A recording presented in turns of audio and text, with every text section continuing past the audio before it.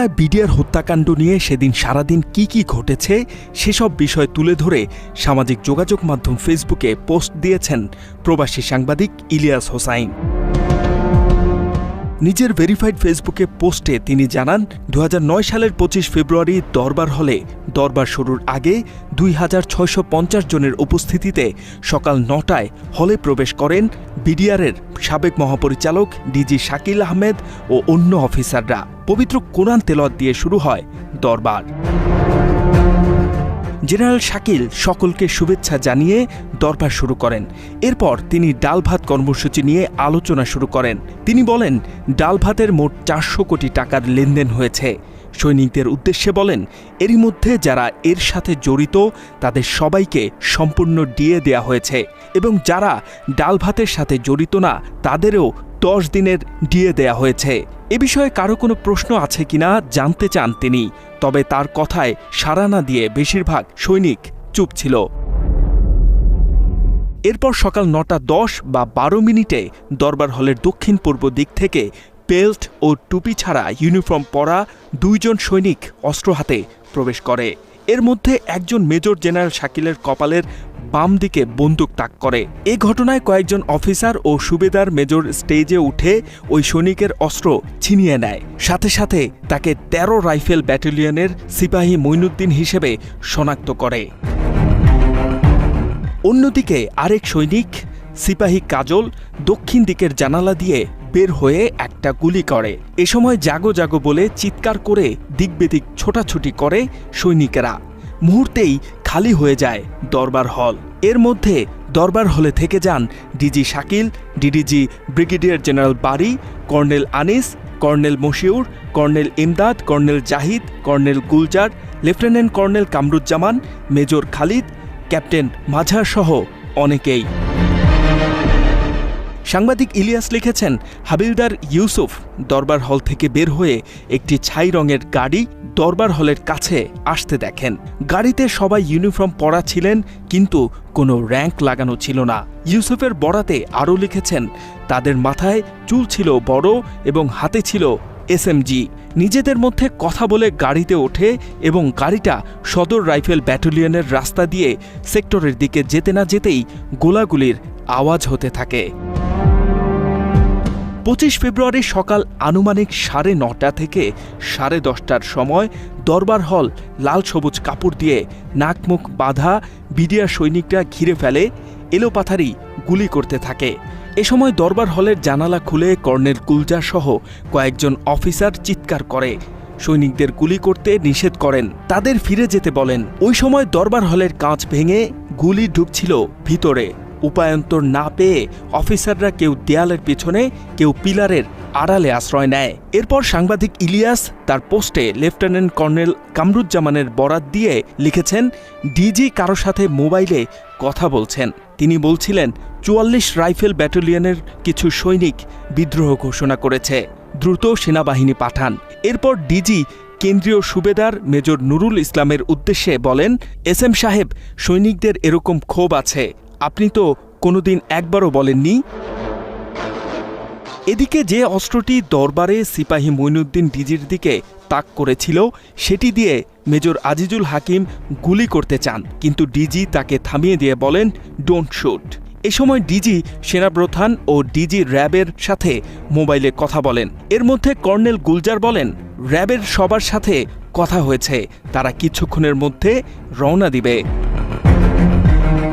ইলিয়াস আরও লিখেছেন, আনুমানিক 9:48 দিকে ডিজি শাকিল সে সময়ের প্রধানমন্ত্রী শেখ হাসিনার সাথে কথা বলেন। তখন ডিজি হাসিনার সাথে কথা বলবেন বলে সবাই চুপ করে থাকায় ওনার কথা স্পষ্টই শোনা যায়। ডিজি শাকিল বলেন, প্রধানমন্ত্রী 44 রাইফেল ব্যাটালিয়নের সৈনিকরা সরকারকে হেয় করার জন্য বিদ্রোহ করেছে, তাদেরকে দ্রুত সাহায্য পাঠিয়ে বাঁচানোর আকুতি জানান। আসসালামাইকুম স্যার। মাননীয় প্রধানমন্ত্রী কথা বলবেন। দাও।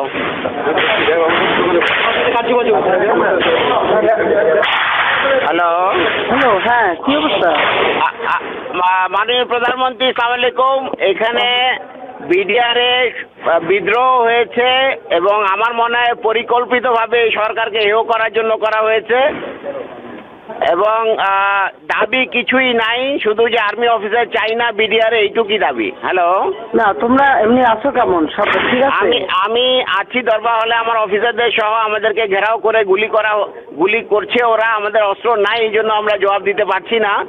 তো আমরা আছি দৃঢ় অবস্থায়, আমরা কথা বলার চেষ্টা করছি, আমরা বলার চেষ্টা করছি যে দাবি মানা হবে, তোমরা ফায়ারিং বন্ধ করো। তবে অনেক অস্ত্র হাতে নিয়েছে, অনেক গুলি চালাচ্ছে, এবং যদি আপনি মানে সেনাবাহিনী র্যাবকে অলরেডি র্যাব মুভ করছে, সেনাবাহিনীও মুভ করবে। আমরা এই মেসেজ ওখানে পৌঁছে যাওয়ার কথা যে র্যাব এবং সেনাবাহিনী, র্যাব চলে যাবে ওই সেরকম ওই দিক থেকে, 2-3 সাইড থেকেই লোক চলে যাবে, 3 গেট থেকেই লোক যাবে, আর্মিও যাবে, র্যাবও যাবে। জি আপা, এটা যাবে। তোমরা একটা কাজ করাতে পারো যে কোনো রকম ছবিগুলি যারা পড়াচ্ছে তাদের ছবিগুলি তোলা।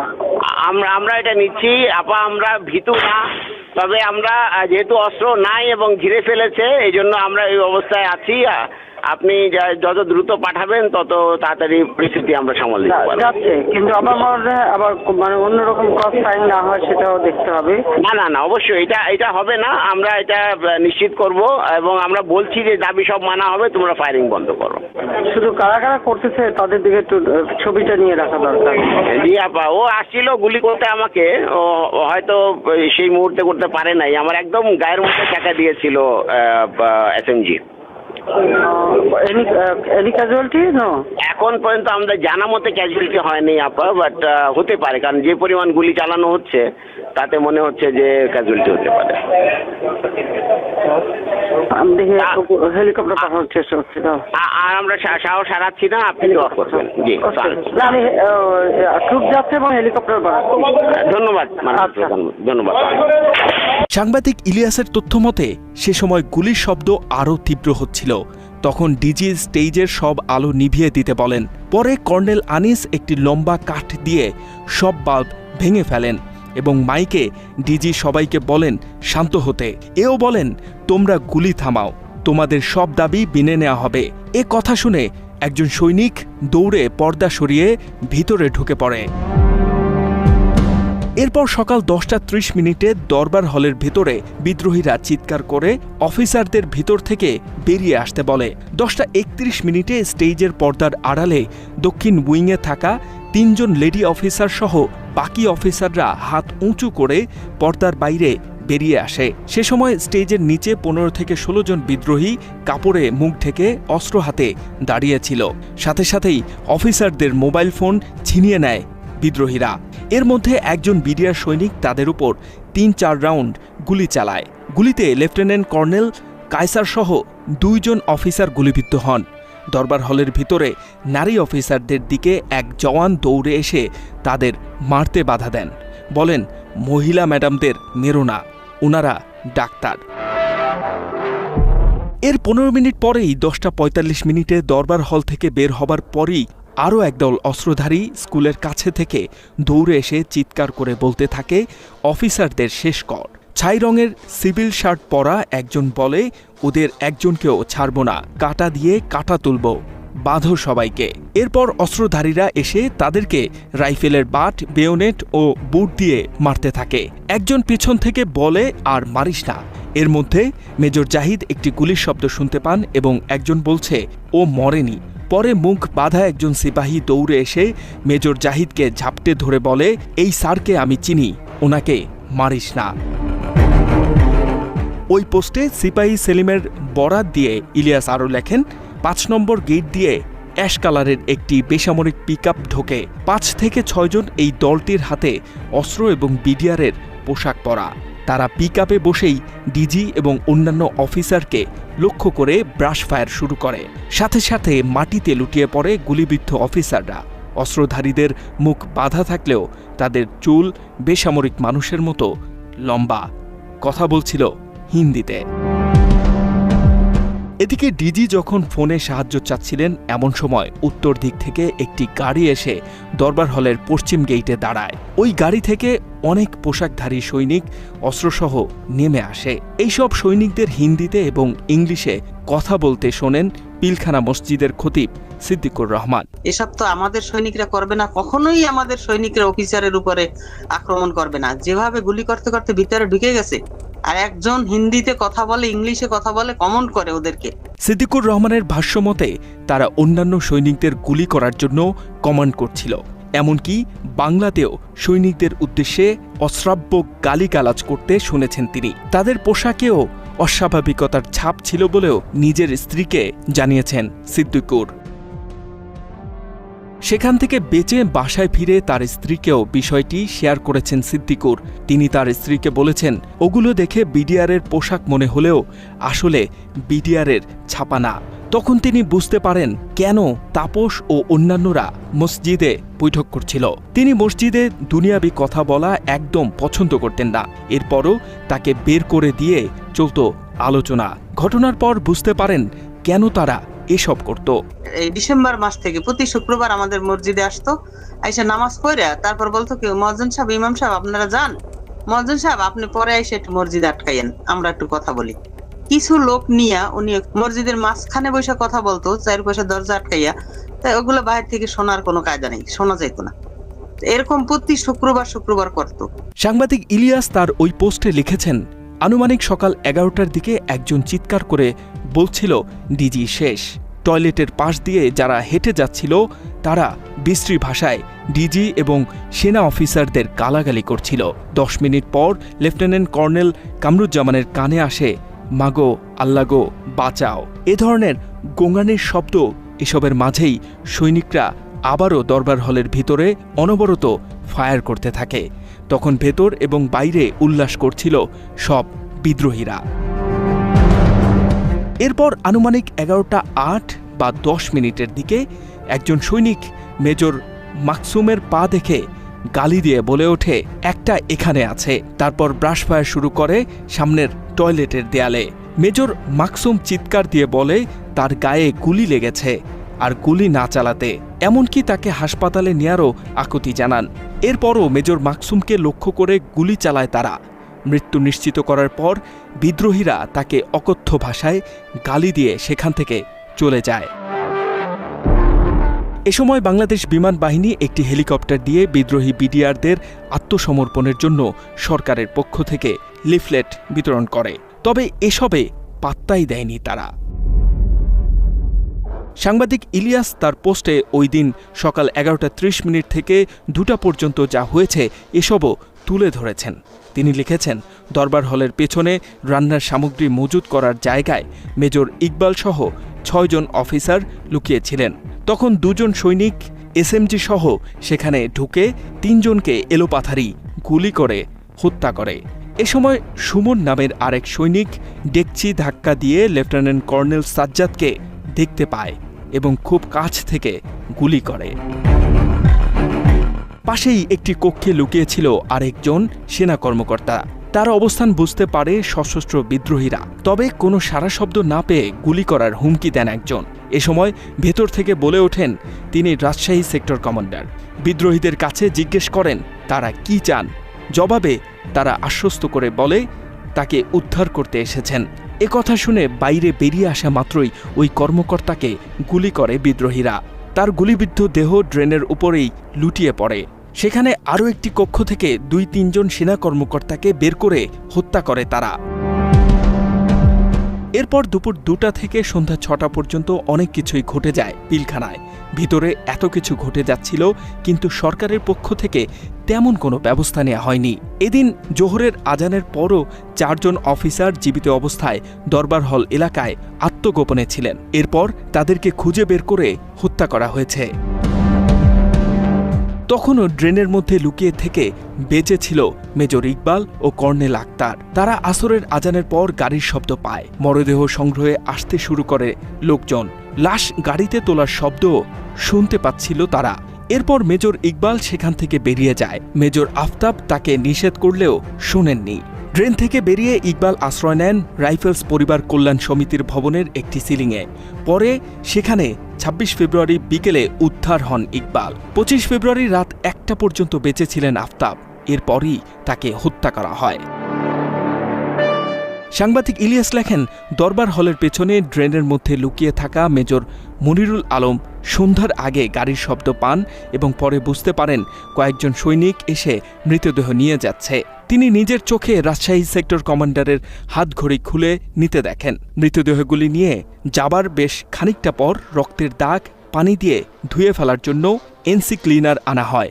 তারা রক্ত ধোয়া পানি ড্রেনে ফেলছিল। তিনি আরও লিখেছেন, 2:30 থেকে 2:45টার দিকে নায়েব সুবেদার মনোরঞ্জন, নায়েব সুবেদার ওয়ার্ড মাস্টার হাশেম, ঝাড়ুদার আব্দুল হাকিমকে একটি পিকআপে উঠতে বলে। দরবার হল জুড়ে প্রায় 30টি লাশ দেখতে পান তারা। ঝাড়ুদার হাকিম একাই 3টি মৃতদেহ ট্রাকে তোলেন। সে সময় লাশের দিকে তাকিয়ে মনোরঞ্জনকে বলেন, খেয়ে দিয়ে তো আপনারা তন্দুরের মতো মোটা হয়েছেন, এখন দেখেন কেমন লাগে। প্রাথমিকভাবে কিছু মৃতদেহ ম্যানহোলেও ফেলেছে বিদ্রোহীরা, ফলে সেগুলো সুয়ারেজ লাইন দিয়ে কামরাঙ্গীর চরে চলে যায়। সাংবাদিক ইলিয়াস আরও লিখেছেন, মৃতদেহগুলো আনুমানিক বিকেল 4টা থেকে 5টার দিকে পিকআপ এবং 3 টন ট্রাকের মাধ্যমে স্থানান্তর করে এমটি গ্যারেজের পাশে রাখা হয়। এসব বিষয় তদারকি করেন নায়েব সুবেদার মনোরঞ্জন। কিছু লাশ 13 রাইফেল ব্যাটালিয়নের দিকে নেওয়া হয়। এরপর রাত আনুমানিক 10টার দিকে 13 রাইফেল ব্যাটালিয়নের সুবেদার মেজর কেন্দ্রীয় এমটি গ্যারেজের পাশ থেকে লাশ বহনকারী গাড়িগুলো মর্চুয়ারির পাশে রাখেন। 44 রাইফেলস ব্যাটালিয়নের সিপাহী ওবায়দুলের বরাত দিয়ে ইলিয়াস লিখেছেন, দরবার হলে পৌঁছানোর পর দেখেন সিপাহী সেলিম, সিপাহী হাবিব সহ অনেকে অফিসারদের মৃতদেহের উপর বেয়োনেট চার্জ করছে। এ সময় সিপাহী ওবায়দুল কর্নেল আনিসের লাশ চালের বস্তায় ভরে। এসব বস্তা এনেছেন পিকআপের ড্রাইভার সিপাহী জমির। একই সময় দরবার হলের সামনের মাঠে আরও কয়েকজন সৈনিক বস্তায় লাশ ভরার কাজ করছিল। তারা আনুমানিক রাত 11টার দিকে 10 থেকে 12টি লাশ পিকআপে ওঠায়। গাড়ি চালক জমির এবং দ্বিতীয় আসনে বসা সিপাহী সেলিম সহ কয়েকজন মিলে গালফ গ্রাউন্ডের পাশে ম্যানহোলের দিকে যায়। সিপাহী ওবায়দুলের তথ্যমতে এ সময় 3টি লাশ কেরোসিনের আগুনে পুড়িয়ে ফেলা হয়। বাকি মরদেহগুলো গালফ গ্রাউন্ডের পাশে ড্রেনে ফেলে দেয় তারা। এদিকে আনুমানিক রাত 12টার পর মেজর মনির আশেপাশে কেউ নেই আন্দাজ করে ড্রেন থেকে বেরিয়ে আসেন। লুকানোর জন্য নিরাপদ স্থান খুঁজতে থাকেন। এরপর দরবার হলের ছাদের দিকে ওঠেন। এক পর্যায়ে তিনি দরবার হলের ছাদের নিচে ফল সিলিংয়ে ঢোকার পথ পেয়ে যান এবং নিঃশব্দে ঢুকে পড়েন। সেখানে সারা রাত বিভিন্ন সময়ে 20 থেকে 30 জন সৈনিকের উপস্থিত আন্দাজ করতে পারেন তিনি। ওই সৈনিকদের মধ্যে কি কথা হয়েছিল সেগুলো তার পোস্টে তুলে ধরেছেন সাংবাদিক ইলিয়াস। তিনি লিখেছেন, 1 সৈনিক মোবাইলে বরিশালের আঞ্চলিক ভাষায় বলছিল সিচুয়েশন কন্ট্রোল আছে। 2 শহীদ নামটি বারবার শুনতে পায়। 3 রাত 1টার দিকে একজনের কথা শোনা যায়, 15টারে মাইরা আসলাম, মরছে মোট 60 থেকে 70টা, আরও কিছু রাখা উচিত ছিল। 4 ওরা এসে আরাম করে মজা খায়, আমাদের কষ্ট দেয়, গোসলের পানি পাই না, গাছে পানি দেয়। 5 ডিজি ম্যাডামকে নিয়ে অত্যন্ত অশ্লীল ভাষায় মন্তব্য শোনা যায়। তারা আরও বলে তিনি কোথাও ক্লাস না নিয়েই 60 থেকে 70 হাজার টাকা নেয়, টাকা আয় করা কত সহজ। 6 এ সময় অপরিচিত ভাষায় 2 জনকে কথা বলতে শোনেন, কোন ভাষা বুঝতে পারেননি। এভাবেই 25 ফেব্রুয়ারি রাত পেরিয়ে সকাল হয়। তবুও কোনোভাবেই সেসব দেশপ্রেমিক সেনা কর্মকর্তাদের বাঁচানোর চেষ্টা করেনি খুনি হাসিনা সরকার। নিজ দেশের সামরিক শক্তি ভেঙে দিতেই ভারতীয় গোয়েন্দা সংস্থার হাতে তুলে দিয়েছিলেন 57 জন দেশপ্রেমিক সেনা কর্মকর্তা সহ 74 জনের জীবন। H M Ataullah, Bangla addition.